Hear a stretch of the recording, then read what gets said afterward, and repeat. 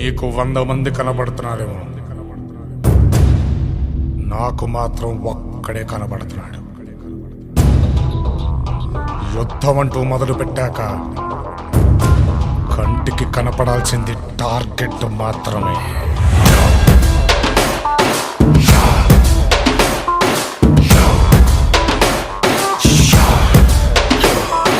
శ్రీయాంజనేయం భజే వజ్రగాయం సదా రక్షగా కాపాడని నీ నామధేయం.